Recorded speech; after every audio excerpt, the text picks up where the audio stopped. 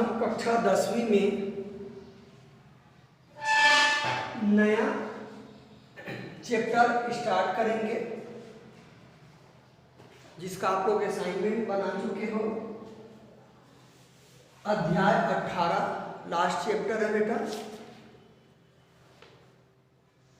ऊर्जा, स्वरूप एवं स्रोत, ये आपके अध्याय या चैप्टर का नाम है। तो सबसे पहले आप लोग ऊर्जा की परिभाषा लिखेंगे कि ऊर्जा क्या है। ऊर्जा क्या है? तो एक लाइन में इसकी डिफिनेशन है बेटा, कार्य करने की क्षमता को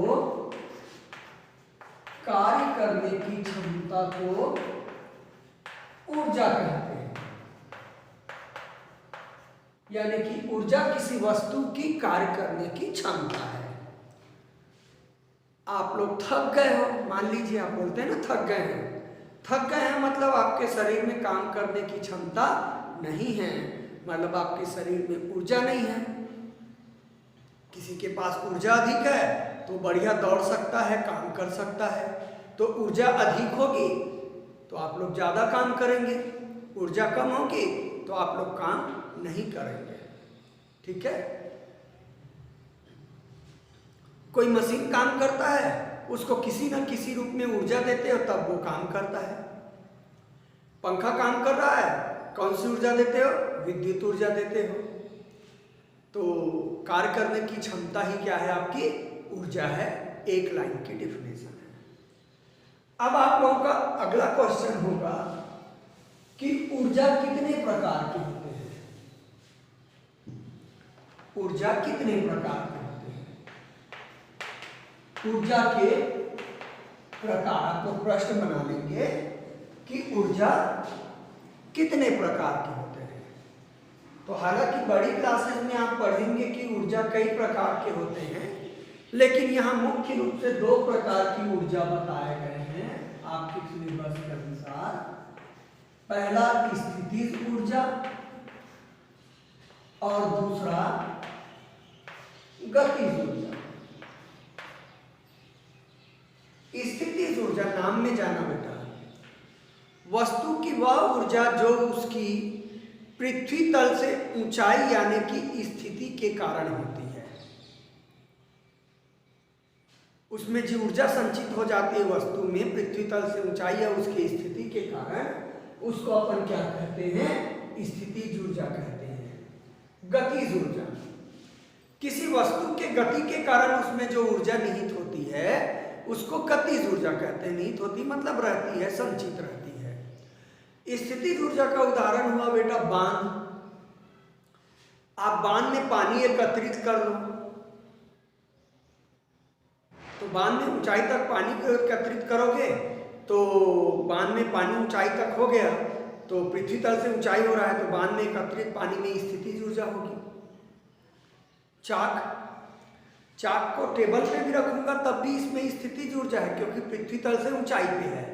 लेकिन इसको पृथ्वी तल में रख दूंगा तो इसमें स्थितिज ऊर्जा शून्य हो जाएंगे। क्लियर है आपका?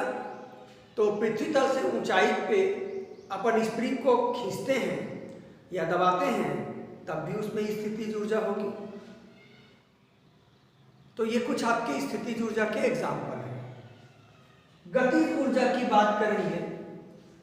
आप मान लीजिए कि इलेक्ट्रॉन गति करता है, आप दौड़ते हो, बस दौड़ती है, ट्रक दौड़ता है, जो भी गतिशील वस्तु है, अनुगति करते हैं, गैस के अणु गतिशील करते हैं। ठीक है ना? तो जिनमें गति होगी उसमें गतिज ऊर्जा होगी। क्लियर है आपका? तो स्थितिज ऊर्जा की आप लोगों की परिभाषा होगी, मैं इधर लिख देता हूं, आप लोग बेस करके लिख लेना। किसी वस्तु में उसकी स्थिति या पृथ्वी सतह से ऊंचाई के कारण संचित ऊर्जा को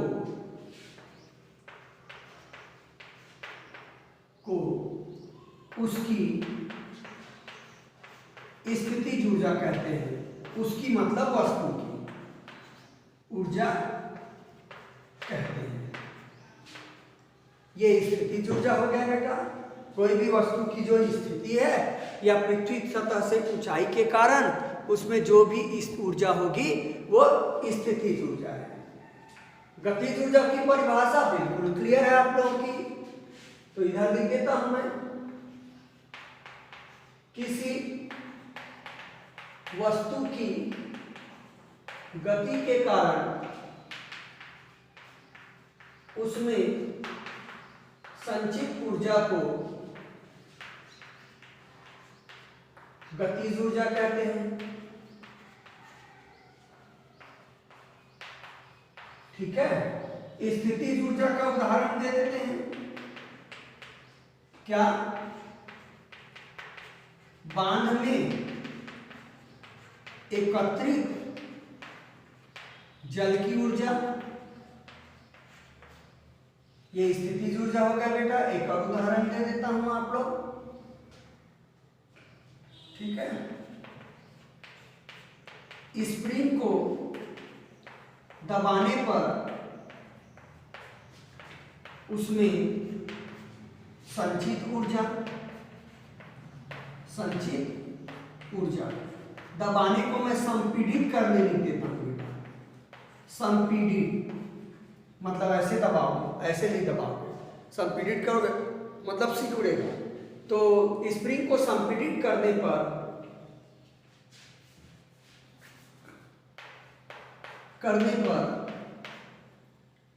उसमें संचित ऊर्जा, गतिज ऊर्जा का उदाहरण दे देते हैं।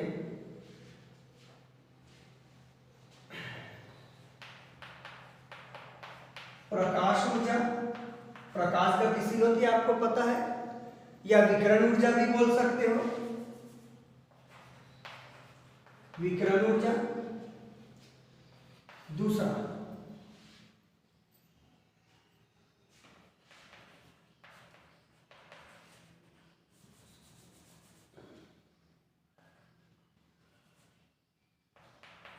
गतिशील इलेक्ट्रॉन की ऊर्जा।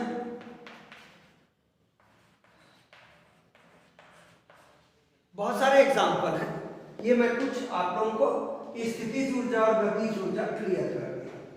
तो आप लोग क्वेश्चन कर लेंगे कि ऊर्जा कितने प्रकार के होते हैं। तो ऊर्जा का दो प्रकार, स्थितिज ऊर्जा परिभाषा करके कुछ उदाहरण दे दीजिए और गतिज ऊर्जा करके परिभाषा करके कुछ उदाहरण दे दीजिए। अब मैं इसको मिटा देता हूं, उम्मीद है आप लोग नोट कर लेंगे। अब मैं बात करूंगा बेटा स्थितिज ऊर्जा और गतिज ऊर्जा के प्रकार। स्थितिज ऊर्जा और गतिज ऊर्जा के प्रकार। तो आप लोगों का प्रश्न बनना चाहिए कि स्थितिज ऊर्जा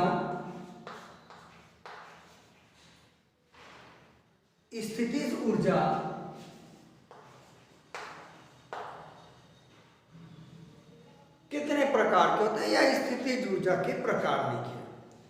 तो आप लोग बुक में 299 पे देख सकते हो स्थितिज ऊर्जा और गतिज ऊर्जा के प्रकार हैं, पृष्ठ क्रमांक 299 पे।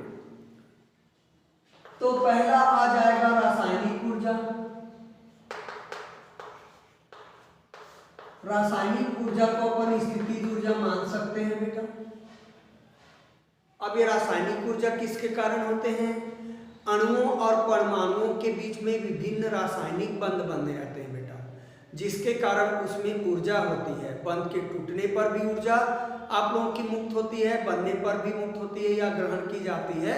तो ये आपकी रासायनिक क्रिया होती है परमाणुओं और अणुओं के बीच बंध बनने या टूटने से। तो इसके कारण जो ऊर्जा आप लोगों के प्राप्त होगी वो सीधे से कहलाएंगे क्या? रासायनिक ऊर्जा। तो रासायनिक ऊर्जा है परमाणुओं और अणुओं के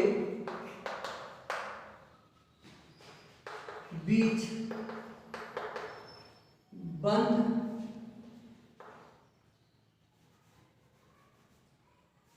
बंद बनने या टूटने से संग्रहित ऊर्जा रासायनिक ऊर्जा होती है, कहलाती है, रासायनिक ऊर्जा कहलाती है। ये रासायनिक ऊर्जा है बेटा, स्थितिज ऊर्जा है एक प्रकार का। ठीक है आप लोगों का। तो उदाहरण दे लेते हैं।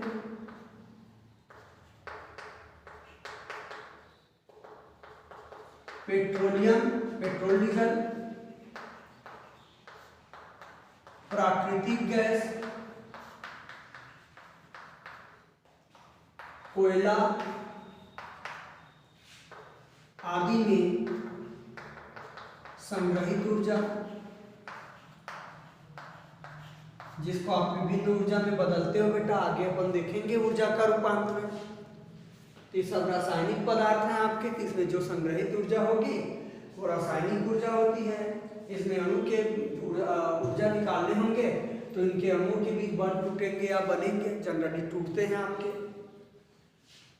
तो ये आपका रासायनिक ऊर्जा हो गया एक प्रकार, नोट कर ली होंगे उम्मीद है। दूसरा अपन देखेंगे इसमें स्थितिज ऊर्जा के प्रकार में आप लोगों के नाभिकीय ऊर्जा। नाभिकीय ऊर्जा आप लोग इस क्लास में है कि नहीं पता नहीं। किसी भी पदार्थ के नाभिक में, परमाणु के नाभिक में मुख्यतः प्रोटॉन और न्यूट्रॉन होते हैं। तो किसी परमाणु के नाभिक में जो ऊर्जा संग्रहित होती है उसको नाभिकीय ऊर्जा कहते हैं। ठीक है, किसी नाभिक परमाणु का बीच का स्थान है, परमाणु चैप्टर होगा तो हम पढ़ेंगे। ठीक है, किसी परमाणु के नाभिक में संग्रहित ऊर्जा को नाभिकीय ऊर्जा कहते हैं। नाभिकीय ऊर्जा कहते हैं। उदाहरण ले लेते हैं। यूरेनियम नाभिक की ऊर्जा, यूरेनियम नाभिक की ऊर्जा, इसके बारे में इसी चैप्टर में पढ़ेंगे बेटा। नाभिकीय विखंडन होगा जिससे आपका परमाणु बम बनता है। सुने होंगे परमाणु बम, डरते हैं, दो देशों के बीच में झगड़ा हो रहा है तो परमाणु बम की जनरली धमकी दिया जाता है। तो ये परमाणु बम है, यूरेनियम से परमाणु बम बन सकता है। इसके नाभिक में बहुत ऊर्जा होती है बेटा। जब यूरेनियम नाभिक टूटना चालू होता है तो बहुत ज़्यादा ऊर्जा मुक्त होती है, वही आपका परमाणु बम है। ठीक है, तो ये नाभिकीय ऊर्जा भी देख लिया अपन। अब हम बात करेंगे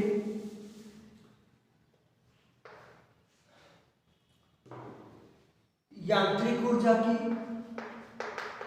संग्रहित यांत्रिक ऊर्जा, ये यांत्रिक ऊर्जा बस लिख सकते हो। अब ये कैसा यांत्रिक ऊर्जा है बेटा? तो जैसे मैं स्प्रिंग को दबाता हूं तो बेटा स्प्रिंग को दबाने में कार्य करना पड़ रहा है। तो मैं आगे पढ़ाऊंगा, कार्य भी एक प्रकार का ऊर्जा है, आप पढ़ चुके हो। तो ऊर्जा कभी नष्ट नहीं होता बेटा, एक रूप से दूसरे रूप में रूपांतरित होता है। तो किसी स्प्रिंग को दबाऊंगा या किसी रबड़ को खींचूंगा या स्प्रिंग को खींचूंगा तो मेरे द्वारा जो कार्य किया जाएगा वो स्प्रिंग में ऊर्जा के रूप में संचित हो जाएगी। तो इसको बोलते हैं यांत्रिक ऊर्जा। कार्य ऊर्जा के रूप में संचित हो जाए तो यांत्रिक ऊर्जा है। अब कैसे पता चलेगा? स्प्रिंग को दबाने के बाद छोड़ दो, तो छोड़ दोगे तो स्प्रिंग छिटक कर अपने प्रारंभिक अवस्था में आ जाता है। कैसे छिटकेगा? आपने तो हाथ हटा लिया अपने, उस पर कोई बल लग रहा है क्या? नहीं। लेकिन आप जो पहले कार्य किए थे दबाने में वो स्प्रिंग में स्थितिज ऊर्जा के रूप में संचित हो गया था, जो यहाँ यांत्रिक ऊर्जा के नाम से जाना जा रहा है। और जैसे ही आप अपना हाथ हटाए, यांत्रिक ऊर्जा है वो गतिज ऊर्जा में बदल गया और स्प्रिंग छिटक कर वापस आ गया। ऊर्जा का इस प्रकार रूपांतरण हम थोड़ी देर में देखेंगे भी, या कल की क्लास में देखेंगे। ठीक है बेटा। तो यांत्रिक ऊर्जा क्या कहते हैं? जब किसी वस्तु पर अपन बल लगाते हैं तो बल के कारण जो ऊर्जा संग्रहित हो जाएगी उसको यांत्रिक ऊर्जा कहते हैं। किसी वस्तु पर बल का प्रयोग करने पर उसमें संग्रहित ऊर्जा को यांत्रिक ऊर्जा कहते हैं।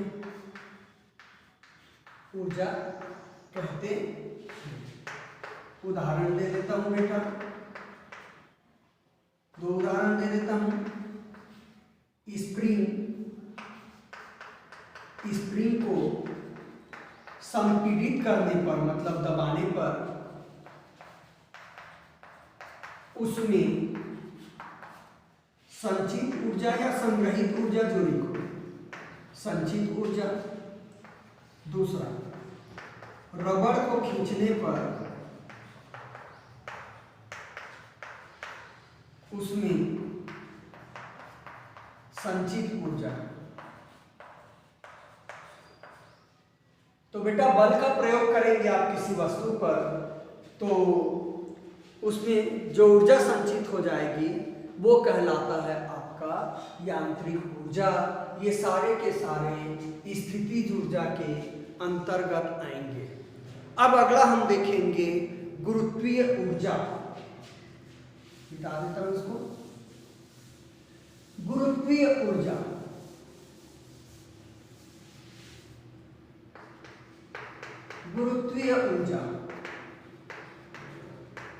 चौथा प्रकार। तो गुरुत्व बेटा, गुरुत्वीय बल पृथ्वी में होता है, किसी ग्रह में होता है। कोई ग्रह दूसरे वस्तु को अपनी ओर आकर्षित करता है, इसको आप गुरुत्व का प्रभाव बोलते हो। तो गुरुत्वीय ऊर्जा होगी बेटा, यदि किसी वस्तु को पृथ्वी सतह से ऊंचाई पर ले जाएं तो उसमें जो संचित ऊर्जा होगी वो गुरुत्वीय ऊर्जा कहलाएगी। यही डिफिनेशन आप स्थितिज ऊर्जा में लिखे हो, क्योंकि स्थिति नाम से यही स्पष्ट हो रहा था। ठीक है, तो इसकी डिफिनेशन हो जाएगी, किसी वस्तु को पृथ्वी तल से ऊंचाई पर ले जाने पर उसमें संचित ऊर्जा को गुरुत्वीय ऊर्जा कहेंगे, गुरुत्वीय ऊर्जा कहते हैं। उदाहरण, बांध में एकत्रित जल में संचित ऊर्जा, संग्रहित ऊर्जा जो लिखे। ये आप लोगों का एग्जाम्पल दे दिया गया आप लोगों का। ठीक है आप लोगों का। तो ये मैंने स्थितिज ऊर्जा के प्रकार बताए, 4 प्रकार।